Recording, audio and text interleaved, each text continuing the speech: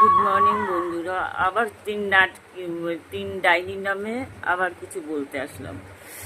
শরীরটা খুব খারাপ, মাথা ঘুরে পড়ে গেছি, মাথায় প্রচণ্ড লেগেছে। তো নাটকি দালাল মমতা বিশ্বাস, তোরা বলিস না আমরা ভিখারি। হ্যাঁ, আমরা ভিখারি রে।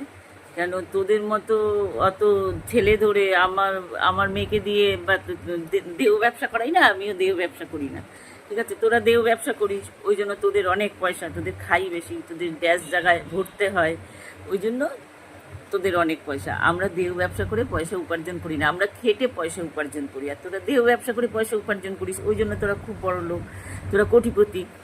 ওই জন্য তো তুই যে ছেলেদের ধরিস, টাকা চুষে চুষে ঘরের একটা একটা করে জিনিস করে। আমার প্রত্যেকটা ঘরের জিনিস করা আমার আমার খাটনির পয়সায়, আমি খাটনির পয়সায়, আমি খেটে উপার্জন করে তারপরে আমি প্রতিটা ঘরের জিনিস করেছি একটা একটা করে, এসি ফ্রিজ সব কিছু, বুঝলি? দালাল নাটকে টাকা চোষা।